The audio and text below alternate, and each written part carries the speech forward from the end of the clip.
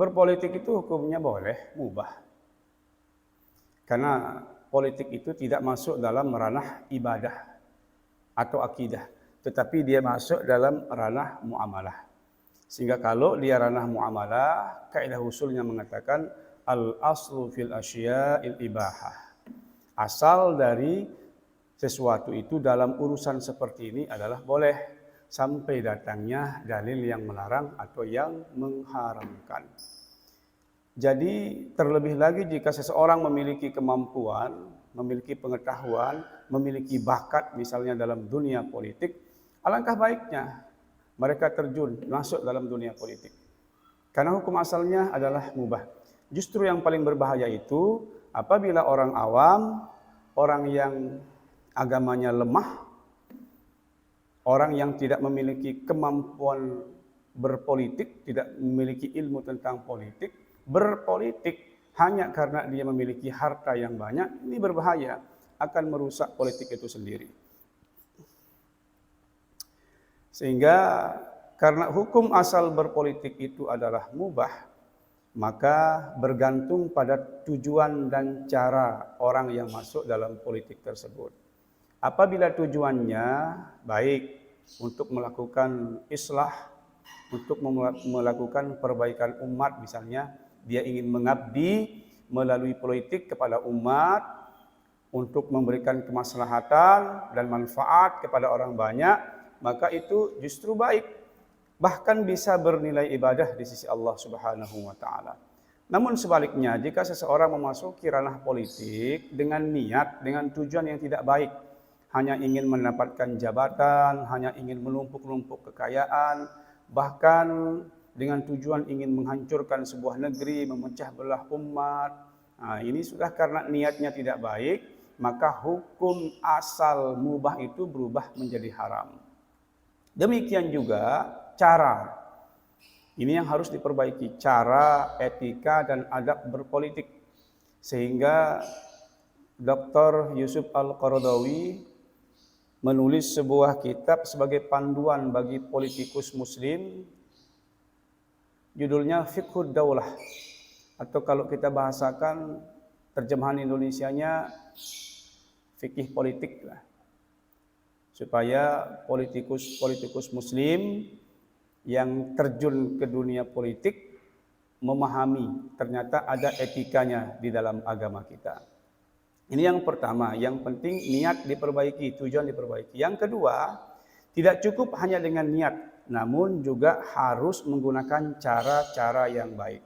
Cara-cara yang tidak melanggar hukum-hukum syariat agama.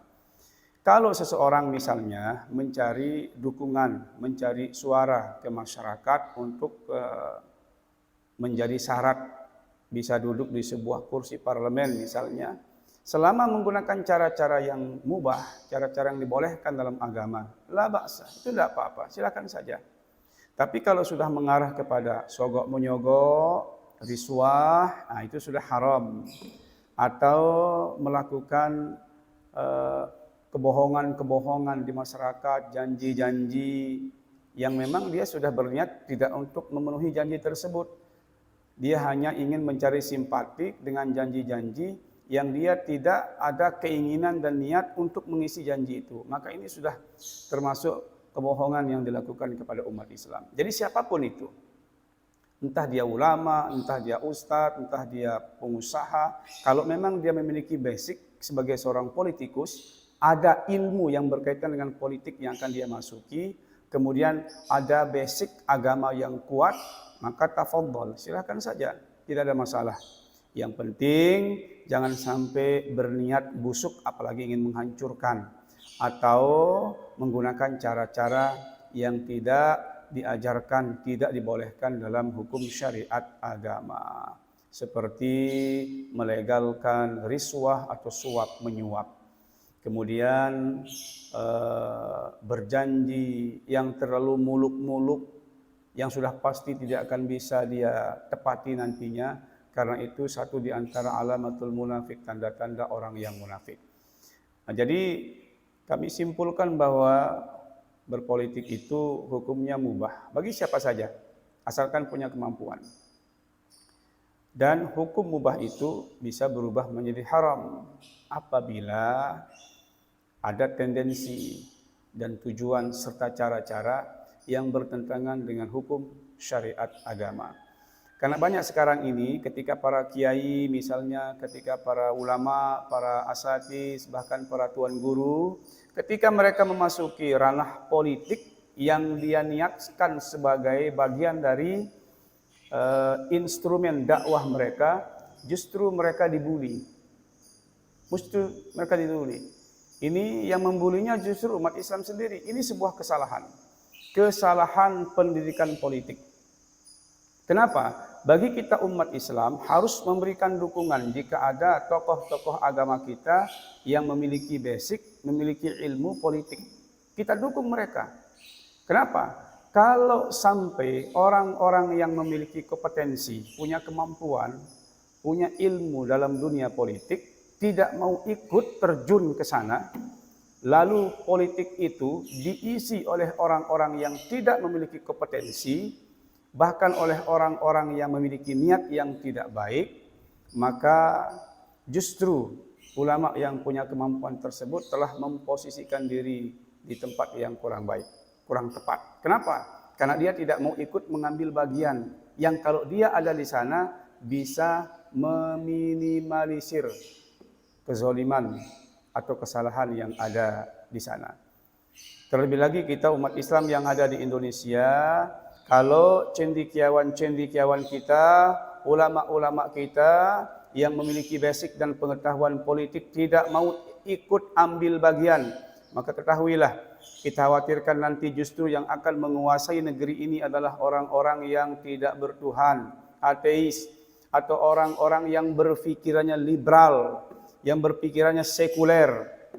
Sehingga ketika mereka yang berkuasa, tentunya mereka akan membuat kebijakan-kebijakan yang menguntungkan bagi diri mereka, namun merugikan bagi kita umat Islam.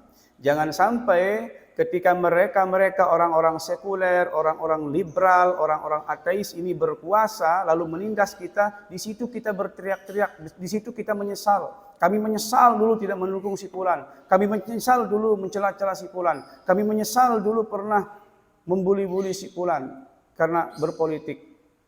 Menyesal pada waktu sudah mendapatkan kezoliman dan penindasan itu sudah tidak ada gunanya lagi. Oleh karena itu ini harus kita pahami bersama sebagai umat Islam yang hidup di negara demokrasi. Bahwa politik itu bukan akidah, politik itu juga bukan bagian ibadah. Tapi ini ranah muamalah yang fleksibel. Kita umat Islam tidak bisa terlalu kaku menyikapinya. Bahkan sampai memandang miring ulama-ulama yang masuk ke dalam dunia politik.